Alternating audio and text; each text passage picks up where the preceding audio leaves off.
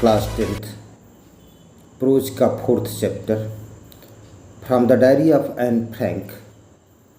Anne Frank द्वारा लिखित है और पढ़ने से पहले इसकी बैकग्राउंड, इस चैप्टर की बैकग्राउंड यह है कि एक जर्मन लड़की थी। वह जन्म से यहूदी थी। उसने तब यह लिखा जब वह अपने परिवार के साथ और 4 दोस्तों के साथ एम्स्टर्डम में छुपी हुई थी।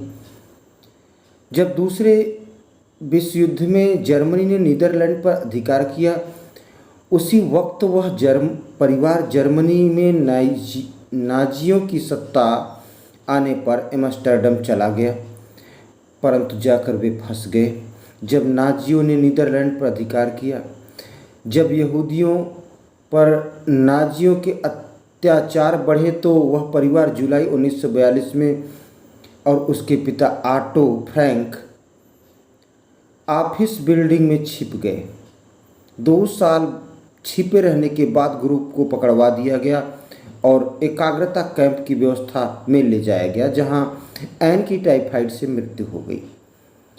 उसके पिता ऑटो, जो केवल अकेले बचे थे, युद्ध के खत्म होने के बाद एम्स्टर्डम लौटे और पाया कि एन की डायरी बची हुई थी।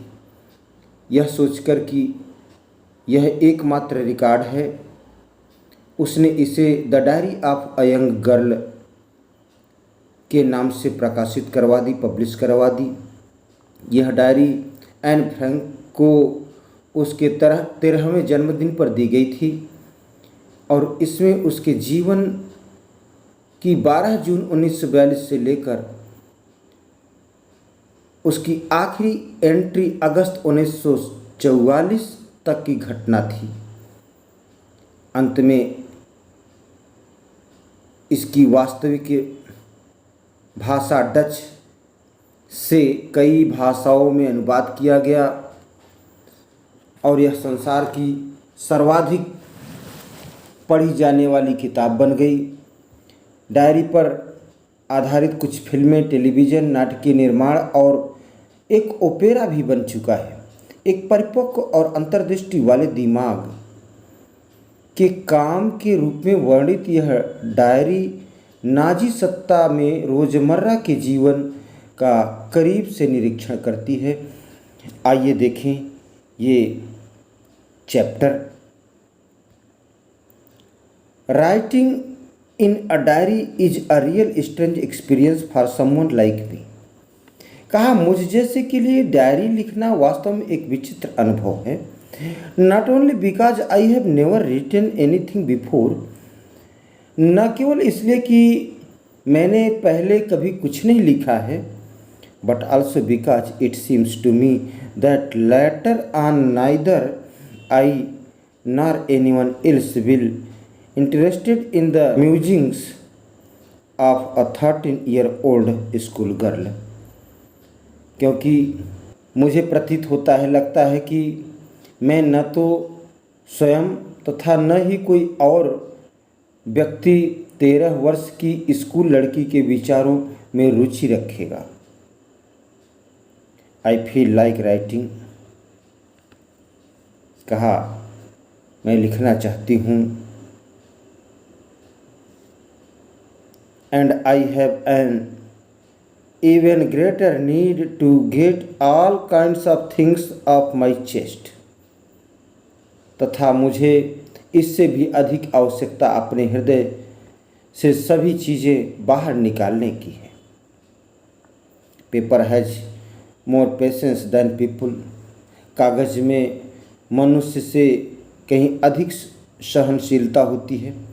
आई thought of this saying on one of those days when I was feeling a little depressed and was sitting at home with my chin in my hands।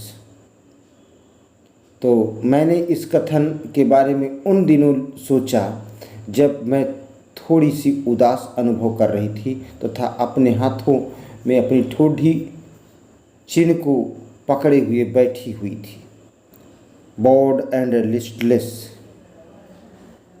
wondering whether to stay in or go out। उदास, शक्तिहीन तथा यह सोचते हुए कि क्या मुझे घर में रहना चाहिए या बाहर जाना चाहिए।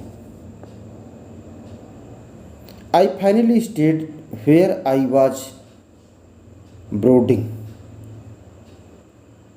अंततः मैं जहाँ थी वहीं पर सोचती हुई बैठी रही। यस, हाँ, paper does have more patience. कागज़ में तो अधिक सहनशीलता होती ही है।